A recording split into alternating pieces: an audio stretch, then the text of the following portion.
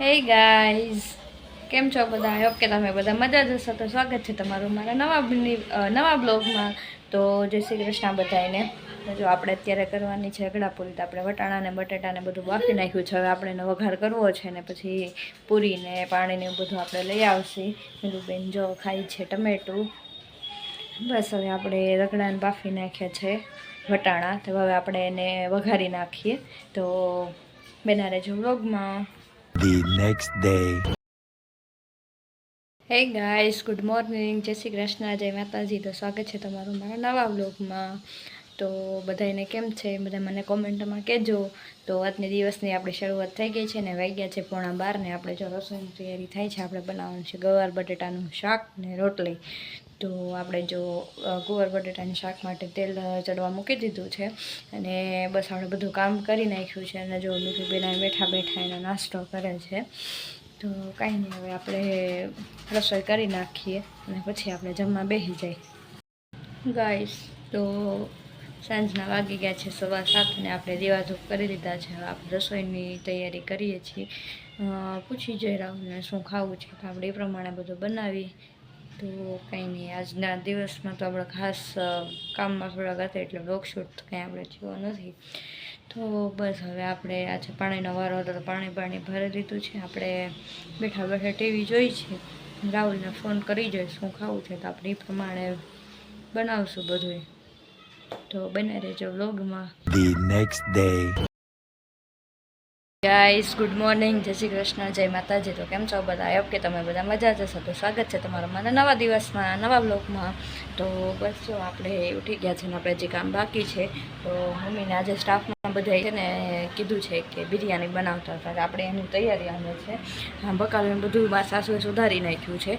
તો બસ ભાતે પલાળી દેવા. પહેલાં આપણે ભાત મૂકી દઈ પછી વઘાર 2 જણ હારવાર કરશે ત્યારે થશે. કેમ કે 10 જણા છે, 10-12 જણા. તો એની માટે આપણે બિરયાની બનાવવાની છે. તો કેમ બનાવી છે બના રહેજો બ્લોગમાં. એક નાના કુકરમાં અડધો વઘાર મેક્યો છે. આ બાજુ બકાલોની બધું જે બાકી જ છે. મોટો વઘાર થઈ ગયો છે. આપણે મોટો વઘાર તો કરી નાખ્યો છે. મોટા કુકરમાં વાગીતા આભુના ઘરે મૂક્યો છે. આપણે નાનો વઘાર થાય છે જો મસ્ત મજાના લાલ ચટક જેવો. તો બસ હવે જો સીટી પણ વાગી ગઈ. અને જો મમ્મી ઓલે કાચી કેરીને બધું લઈ જવાનું છે તો એ બધું સુધારી નાખ્યું છે. તો બસ આપણે આ કરીને પછી આપણે એને થર દઈ દઈશું. થરને તે તમે દેખાડીશ કે રીતના થર હોય એ. તો બસ બના રહેજો વ્લોગમાં.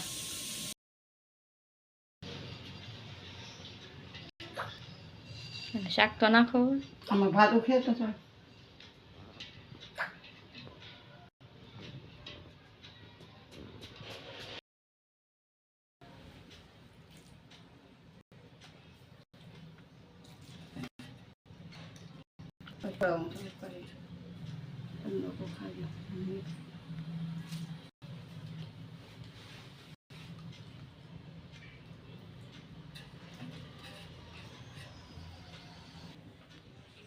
જો ગાઈસ, આપણી બિરયાની તૈયાર થાય છે. અમારા જામનગરમાં અને કહેવાય થરવાળો સોયતો.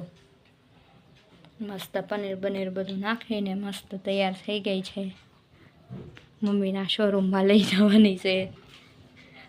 હાલો બધાને ખાવી હોય તો. તો ગાઈસ, આપણે જમી કરીને થોડી વાર સૂઈ ગયા હતા. આપણે વાસણ બધું ઉટકી નાખ્યું. બીજું મિલુબેન હજી સૂતા જ છે, હલે છે.